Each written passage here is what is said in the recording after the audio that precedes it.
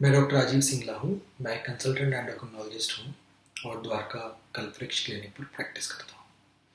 इस लेक्चर में हम ये बात करेंगे कि थायराइड डिजीज़ है क्या और वो किसको होती है और किन केसेस में हम सोचते हैं कि हमारे को ट्रीट करने का फ़ायदा होगा, और अगर हम ट्रीटमेंट करते हैं तो उसके डिफरेंट एस्पेक्ट्स क्या हैं। ऐसा क्यों है कि थायराइड की दवाई हमारे को हमेशा लेनी पड़ती है। वो सब चीज़ें हम इसमें एक ब्रॉड इस लेक्चर में समझने की कोशिश करेंगे। सबसे पहली चीज़ तो ये है कि अगर आप में से किसी ने अपना थायराइड टेस्ट किया है तो आप समझते होंगे कि उसमें 3 हार्मोन्स की रिपोर्ट आती है, एक T3, एक T4 और एक TSH। ये सब अलग अलग हार्मोन्स क्या हैं और उनका क्या काम है, ये मैं आपको समझाने की कोशिश करता हूँ। हमारे ब्रेन में एक ग्लैंड है यहाँ आईज के बिल्कुल पीछे, जिसको हम लोग पिट्यूटरी बोलते हैं। ये पिट्यूटरी, जिसको पुराने ज़माने में कुछ लोग थर्ड आई भी बोलते थे, ये पिट्यूटरी वो ग्लैंड है जो हमारी बॉडी की बाकी जितनी भी ग्लैंड्स हैं, चाहे वो थायराइड है चाहे कोई भी और ग्लैंड है, उसको ये छोटी सी ग्लैंड, मटर के दाने जितनी ये ग्लैंड है, और ये उन सब को कंट्रोल करती है। थायराइड को कंट्रोल करने के लिए ये क्या करती है, एक हार्मोन बनाती है जिसको हम लोग बोलते हैं TSH। T माने थायराइड, S माने स्टिमुलेटिंग एंड H माने hormone. Thyroid stimulating hormone means ऐसा हार्मोन जो जाएगा और थायराइड ग्लैंड को स्टिमुलेट करेगा। थायराइड ग्लैंड हमारे गले में होती है यहाँ पर। अगर आप यहाँ पर जो आपको अपना गर्दन दिखाई देता है, अगर मैं अपना अंगूठा यहाँ पर रखूंगा तो ये मेरी थायराइड ग्लैंड इस तरफ की है, और सिमिलरली इधर भी इतना ही जितना मेरा ये थंब का ऊपर वाला पोर्शन है उसकी वो ये ग्लैंड है। ये TSH क्या करता है, थायराइड ग्लैंड के पास जाएगा और उसको स्टिमुलेट करेगा और 2 हार्मोन्स बनाएगा जिसको हम बोलते हैं T3 एंड T4। T3 और T4 फिर हमारी बॉडी में जाएंगे और हमारी बॉडी में फिर ये काम करेंगे। लेसन नंबर 1 इज, हमारी बॉडी के अंदर TSH काम नहीं करता है, हमारी बॉडी के अंदर T3 और T4 काम करते हैं। TSH का काम है T3 और T4 के लेवल्स को कांस्टेंट रखना, मेंटेन करके रखना। और ये कैसे करता है, T3 और T4 के साथ एक फीडबैक लूप में कनेक्टेड है कि जो T3 T4 ब्लड में आएंगे वो घूमते घूमते ब्रेन में भी जाएंगे और पिट्यूटरी ग्लैंड को पता चल जाएगा कि हमारी बॉडी के अंदर T3 T4 के लेवल्स कितने हैं। अब सपोज करिए कि हमारी ये जो थायराइड ग्लैंड है वो थोड़ी सी डैमेज होगी। अब पहला क्वेश्चन तो ये है कि ये डैमेज क्यों होती है। डैमेज होने के 2 मेन कारण होते हैं। हालांकि बहुत सारे कारण हो सकते हैं, बट अगर हम मेन रीजंस की बात करें, पहला रीजन तो ये है किसी के अंदर भी, और वो चाहे मेल हो चाहे वो फीमेल पेशेंट हो, कि वायरल, कि हमारे को जैसे कहीं और का वायरल इन्फेक्शन हो सकता है, हमारी ग्लैंड में कभी वायरल इन्फेक्शन हुआ, हमारी ग्लैंड डैमेज हुई और फिर हमारी ग्लैंड में पूरी रिकवरी नहीं हुई। दूसरा कारण क्या होता है, स्पेसिफिकली फीमेल बॉडी के अंदर की जो पीरियड्स हैं, पीरियड्स के साथ फीमेल बॉडी के अंदर इम्यूनिटी ऊपर नीचे होती है। कई बारी उन्हीं हॉर्मोन्स की वजह से जो इम्यूनिटी में फ्लक्चुएशंस होती हैं, वो हमारी जो थायराइड ग्लैंड है, बिकॉज ये बहुत सेंसिटिव ग्लैंड है, उसको विथस्टैंड नहीं कर पाती। हमारी खुद की इम्यूनिटी हमारी ग्लैंड को डैमेज कर देती है। इसी वजह से इनको ऑटो इम्यून डिजीज भी कहते हैं, और यही कारण है कि थायराइड डिजीज फीमेल पेशेंट्स में बहुत ज़्यादा कॉमन होती है as compared to male patients. अब ये ग्लैंड हमारी डैमेज हो गई। प्रॉब्लम क्या है कि ये जो ग्लैंड हमारी डैमेज हुई है,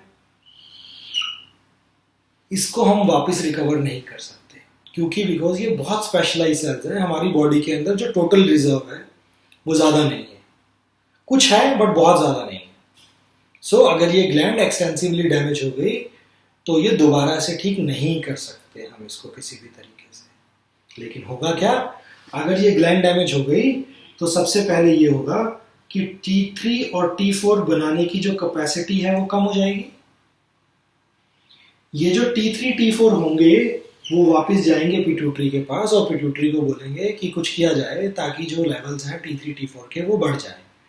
ये पिट्यूटरी ग्लैंड क्या करती है, ये इस TSH को ज्यादा बनाना शुरू कर देती बिकॉज ये स्टिमुलेटिंग हार्मोन है, ताकि वो नॉर्मल ग्लैंड में जाएगा और जो सेल्स बची हुई हैं उनको ज़्यादा लेवल पे स्टिमुलेट करेगा, ताकि हमारी बॉडी को नॉर्मल लेवल ऑफ T4 और T3 मिल जाए। सो इस केस में, जिस केस में T3 T4 तो नॉर्मल है लेकिन TSH बढ़ा हुआ है, उसमें ये मानना थोड़ा सा मुश्किल है कि हमारी बॉडी में कोई भी जो सिम्टम्स हैं वो थायराइड की प्रॉब्लम की वजह से हो सकते हैं। एंड बिलीव मी, ये मोस्ट कॉमन पैटर्न है जो हम थायराइड टेस्ट कराते हैं, जिसमें हमारे को मिलता है कि हमारा TSH है वो रेंज के हिसाब से 4 तक होना चाहिए, बट जो हमारे को रिपोर्ट में दिया गया उसमें 6 या 7 है, बट T3 और T4 बिल्कुल नॉर्मल है। सो ऐसे केस में अगर हम दवाई खाते भी हैं तो हमारे को ये नहीं मालूम कि हमारे को कितना इम्प्रूवमेंट होगा और कितना इम्प्रूवमेंट हमारे सिम्टम्स में नहीं होगा। सो क्या हमारे को T3 और T4 के कम होने का इंतजार करना चाहिए दवाई शुरू करने से पहले? नहीं, ऐसा नहीं है। हम डॉक्टर्स की तरफ से इस TSH की एक अपर लिमिट है जिसको हम मानते हैं 10।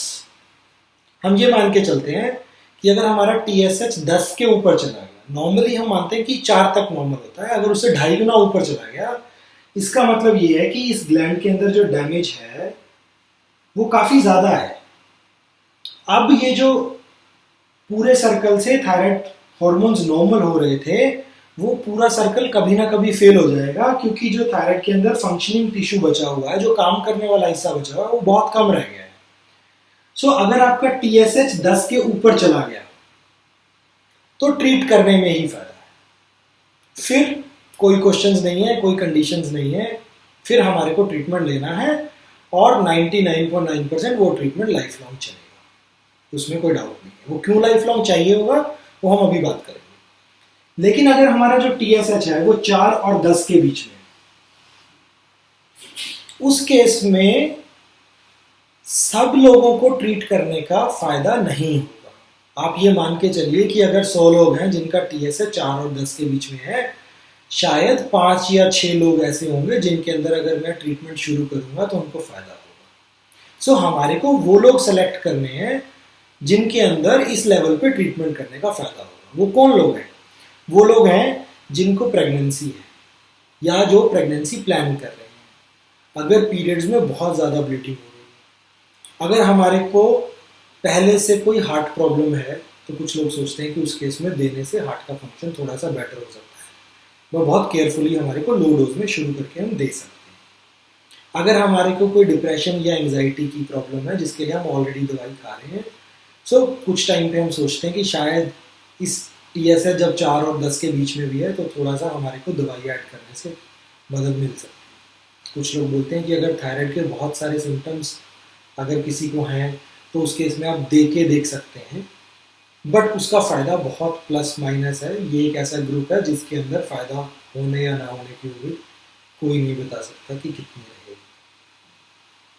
ठीक है, अब ये है कि अगर हम थायराइड को ट्रीट कर रहे हैं तो हम उसको ट्रीट क्या कर रहे हैं? अगर हम इस ग्लैंड को, हमने आपको बोला कि हम ठीक नहीं कर सकते, ग्लैंड में जो सेल्स डैमेज हो गए उसको ठीक नहीं कर सकते, तो हम इसको ठीक, जो दवाई दे रहे हैं वो कैसे काम कर रही है?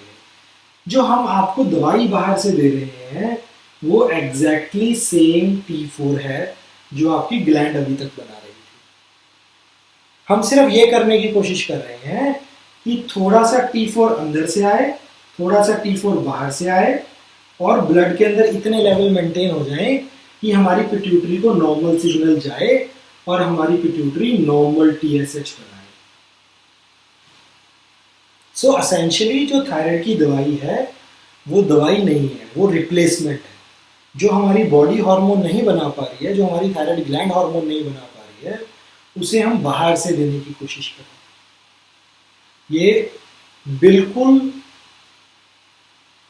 न्यूट्रिशनल रिक्वायरमेंट की तरह है, खाना खाने की तरह है। अगर आप ज़्यादा खाएंगे तो नुकसान करेगा, क्योंकि दवाई ज़्यादा हो गई तो वो नुकसान करेगी।